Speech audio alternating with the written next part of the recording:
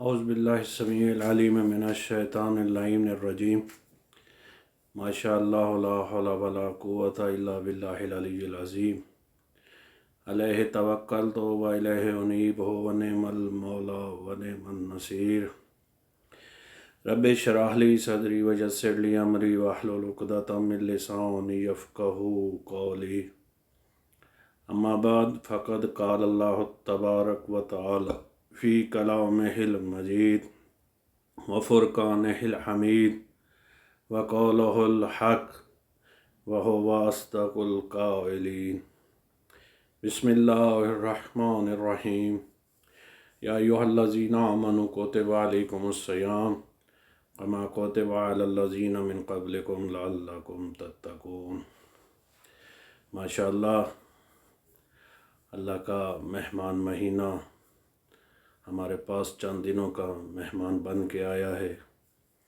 मैं दुआ गो हूँ मालिक आप सबको तौफ़ीक़ मज़ीद अता फ़रमाए कि इस महीना के फ़यूज़ व बरक़ात आप हासिल कर सकें।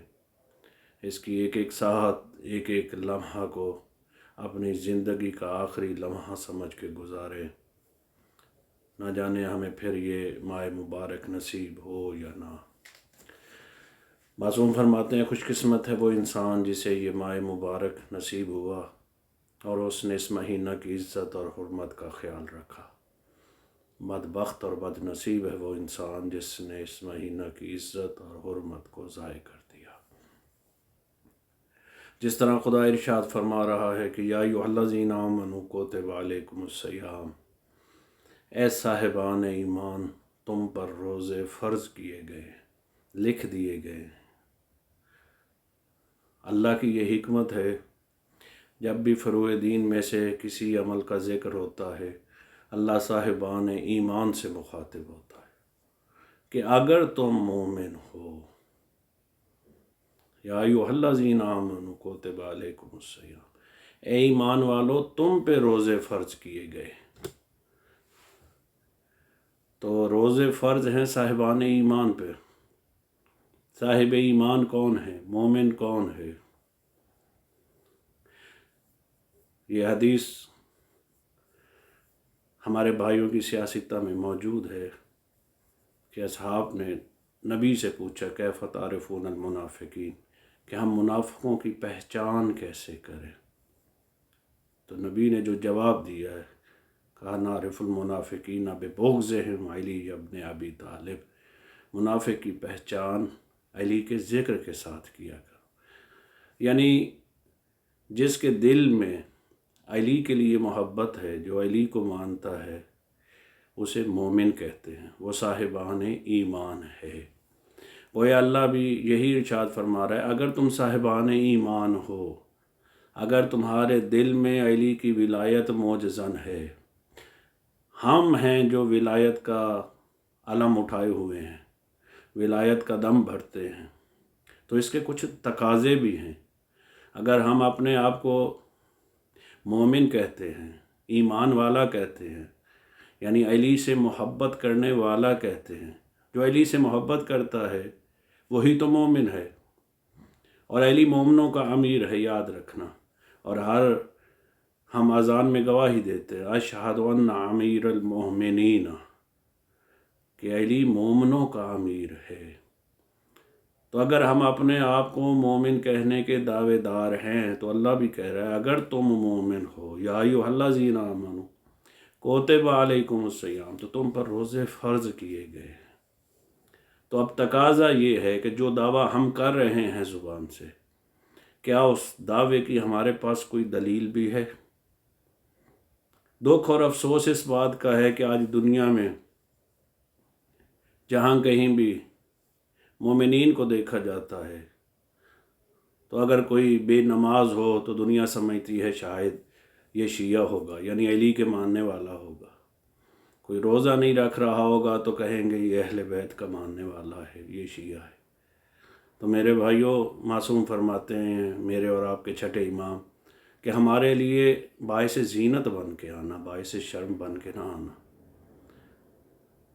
और छठे इमाम साथ ये भी फरमाते हैं कि हम तुम्हारी शिफात करेंगे, इसमें कोई शक नहीं है, لیکن یاد رکھنا جس نے نماز کو حقیر سمجھا اس کی ہم شفاعت نہیں کریں گے۔